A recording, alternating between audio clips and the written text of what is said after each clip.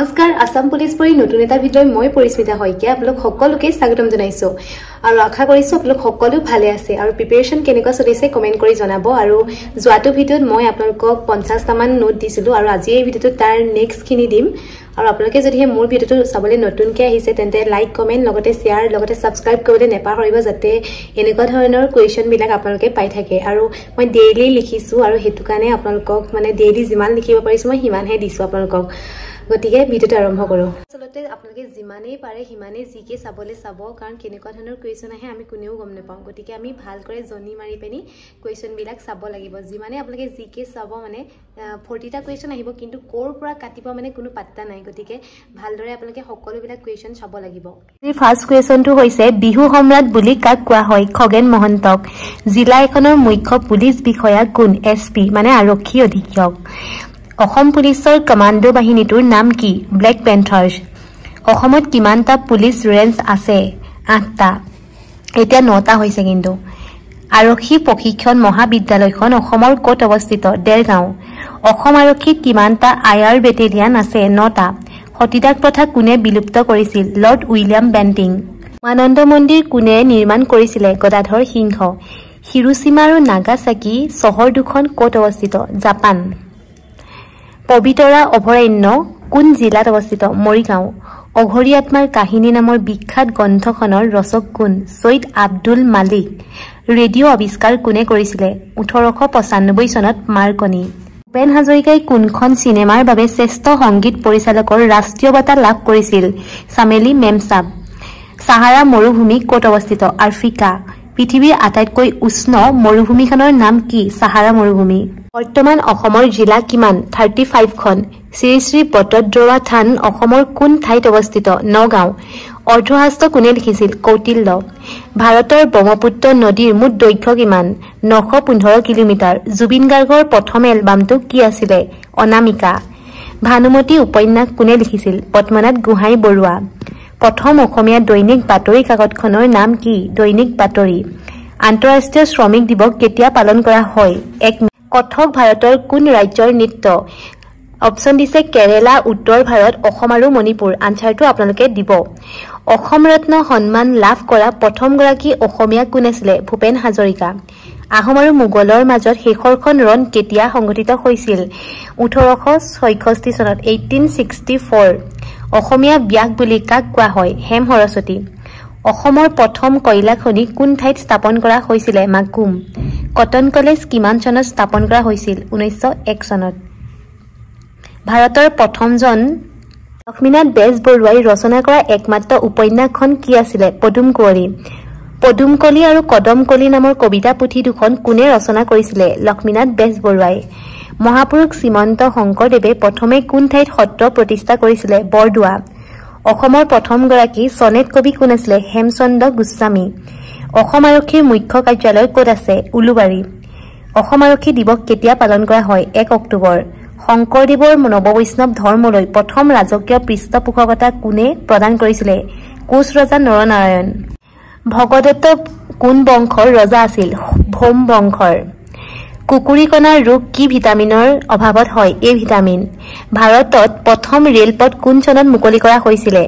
1853 চনত ভাৰতৰ আটাইতকৈ দীৰ্ঘতম নদীখনৰ নাম কি গংগা জ্ঞানপীঠ বঁটা বিজয়ী প্ৰথমখন অসমীয়া গ্ৰন্থৰ নাম কি আছিল মৃত্যুঞ্জয় ইষ্ট ইণ্ডিয়া কোম্পানী কোন চনত গঠিত হৈছিল 1600 খ্ৰীষ্টাব্দত আন্তৰ্জাতিক মাতৃভাষা দিৱস কোন তাৰিখে পালন কৰা হয় 22 ফেব্ৰুৱাৰী ভাৰত ৰত্ন ভূপেন হাজৰিকাৰ জন্ম কেতিয়া হৈছিল 1926 চনৰ 8 ছেপ্টেম্বৰত হীৰেন ভট্টাচাৰ্যক কোনখন গ্ৰন্থৰ বাবে সাহিত্য অকাডেমী বঁটা প্ৰদান কৰা হৈছিল শস্যৰ পথাৰত মানুহ 1992 নিৰ্মল প্ৰভা বৰদলৈৰ আত্মজীৱনীখনৰ নাম কি মোৰ জীৱন সোঁৱৰণ মোৰ জীৱন আৰু বৰ অনুপম জীৱন অনুপম জীৱন বৃত্ত আনসাৰটো আপোনালোকে দিব লক্ষ্মীনাথ বেজবৰুৱাই সম্পাদনা কৰা আলোচনীখনৰ নাম কি বাঁহী প্ৰতিমাৰ খনিকৰ কোন চন্দ্ৰকুমাৰ আগৰৱালা অসমীয়া ভাষাৰ গঠন আৰু বিকাশ গ্ৰন্থখনৰ লেখক কোন ডক্টৰ বাণীকান্ত কাকতি আনন্দ চন্দ্ৰ আগৰৱালা দেৱক কি নামেৰে জনা যায় ভাঙনি কোঁৱৰ মানৱ দেহৰ আটাইতকৈ ক্ষুদ্ৰ হাড়ডাল ক'ত থাকে কাণ 2012 চনত সাহিত্য একাডেমী বাল্য সাহিত্য পুৰস্কাৰ কোনে লাভ কৰিছিল শান্তনু তামুলী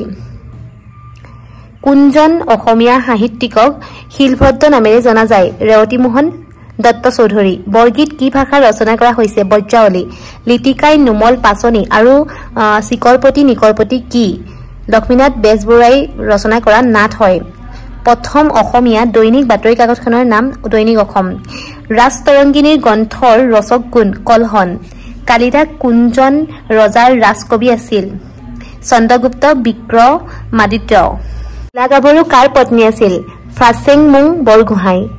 কোন চনত বংগ বিভাজন হৈছিল 1905 চনত টিপু সুলতান কাৰ শাসনকৰ্তা আছিল মহীশূৰ কোন চনত ভাৰতীয় জাতীয় কংগ্ৰেছৰ অধিৱেশন বন্দে মাতৰম গীতটি প্ৰথম গাইছিলে 1892 হিউৱেন চাং অসমলৈ কেতিয়া আহিছিলে 643 খ্ৰীষ্টাব্দত দ্য ডিস্কভাৰী অফ ইণ্ডিয়া কোনে লিখিছিলে জৱাহৰলাল নেহৰু মৌৰ্য বংশ কোনে স্থাপন কৰিছিলে চন্দ্ৰগুপ্ত মৌৰ্য সত্যাগ্ৰহ শব্দৰ অৰ্থ কি সত্য আৰু অহিংসা ভাৰতৰ প্ৰথম কৃত্ৰিম উপগ্ৰহটোৰ নাম কি আৰ্যভট্ট ভৱেন্দ্ৰনাথ শইকীয়াই ৰচনা কৰা শিশু গ্ৰন্থৰ নাম কি শান্ত শিষ্ট পুষ্ট মহাদুষ্ট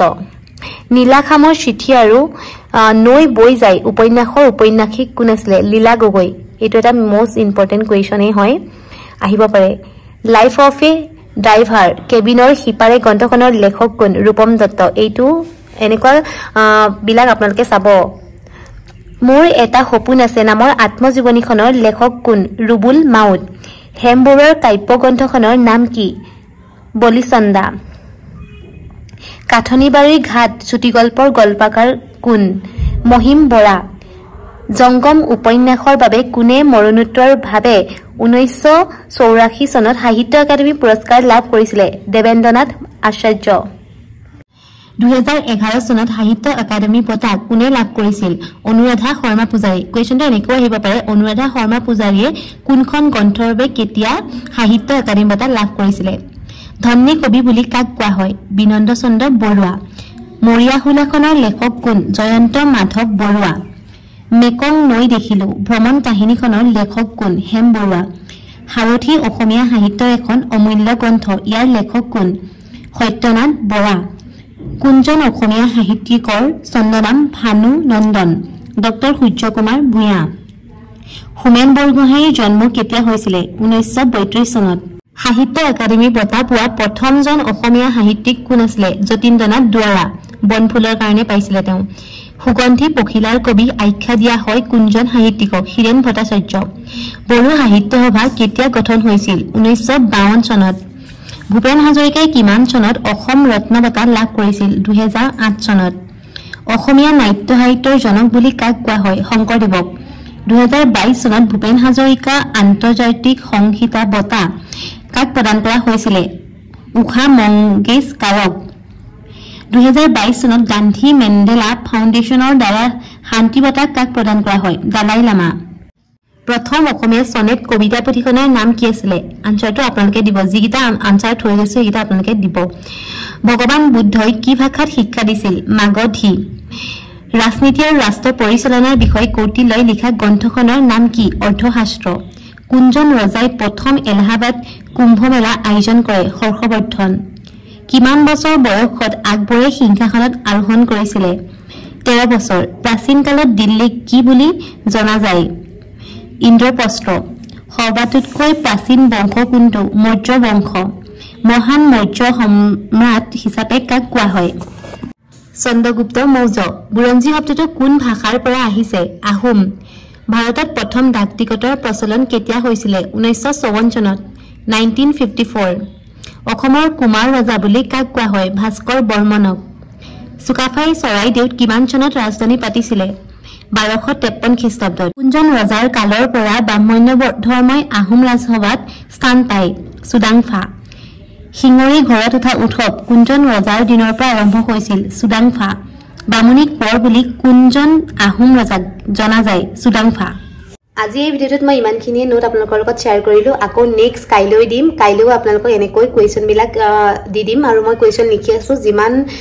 মানে পাৰিছো মই ইমানখিনিয়ে দি দিছো আপোনালোকে নোট কৰি ল'ব